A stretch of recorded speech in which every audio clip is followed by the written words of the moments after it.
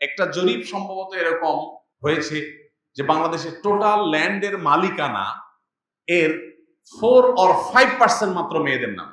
বাংলাদেশে মেয়েদের সংখ্যা অলমোস্ট ছেলেদের হাফ, প্লাস মাইনাস 50-50 প্রায়।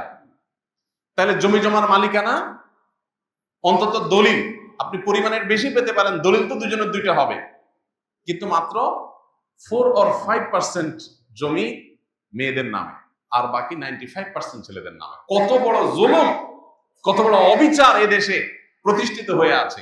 আমরা নিজেকে ভালো মুসলমান মনে করি, হাজী সাহেব মনে করি, আলেম সাহেব মনে করি।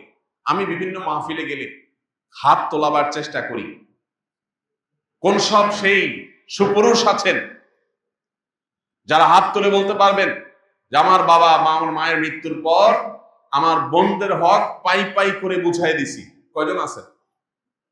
এখানে হাত তুলতে বললেও খুব বেশি হাত উঠবে না, আমি জানি। এই যে একটা লজ্জাস্কর অধ্যায় আমাদের, এই অধ্যায়কে কবর রচনা করতে হবে, এই অধ্যায়ের অবসান ঘটাতে হবে। এর জন্য সংকল্প দরকার। ভয়কে জয় করতে হবে।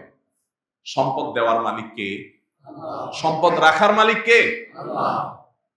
এই বাংলাদেশের বড় বড় জমিদারেরা ছিল, তাদের বংশধরেরা এখন ভিক্ষা করে অনেক, আসলে নেই।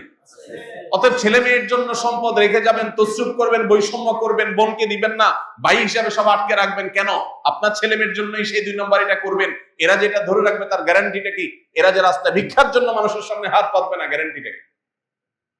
অতএব যার যার পাওনা আমি বুঝাই দিব। জীবনে আল্লাহ তাআলা অদৃশ্য এবং সারপ্রাইজড রিজিক আমাকে দিবেন, বরকত আমাকে দিবেন ইনশাআল্লাহ।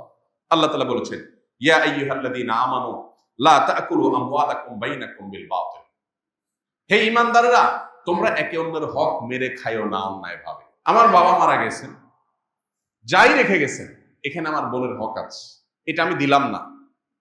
গড়ি মশাই করে, ধানাই ভানাই করে, বুঝটুজ দিয়ে আমি রেখে দিলাম, তাহলে তার সম্পদটা আমি অন্যায়ভাবে ভক্ষণ করলাম। নবী করিম সাল্লাল্লাহু আলাইহি ওয়াসাল্লাম একটা হাদিস সহিহ বুখারী মুসলিম এক জায়গায় বর্ণনা করেছে। তিনি বলেছেন, মানিক তাতা শিবরাম মিনাল আরদ যুলমা। কেউ যদি কারো অন্যায়ভাবে 1 বিঘত সম্পদ আত্মসাৎ করে, 1 বিঘত সম্পদ আত্মসাৎ করে, যারা আইল ঠেলেন, কত বিঘত যে ঠেলতে ঠেলতে নিয়ে গেছেন আল্লাহ জানে। 1 বিঘত সম্পদ যদি কেউ কারো আত্মসাৎ করে, নবীজি সাল্লাল্লাহু আলাইহি ওয়াসাল্লাম বলেছেন 7 তবক জমিনকে কিয়ামতের ময়দানে তার গলায় ঝুলিয়ে দেওয়া হবে। কত জমিন লাগে তোর নেই, সেদিন মৃত্যু হবে না, কষ্ট যন্ত্রণা এটা ঠিকই হতে থাকে। ভাইরা আমার, আল্লাহ রাব্বুল আলামিন আল্লাহর বিধিবিধানের সামনে আমাদেরকে আত্মসমর্পণ করার, সেরকম ঈমানি শক্তি ধারণ করার তৌফিক নসিব করুন।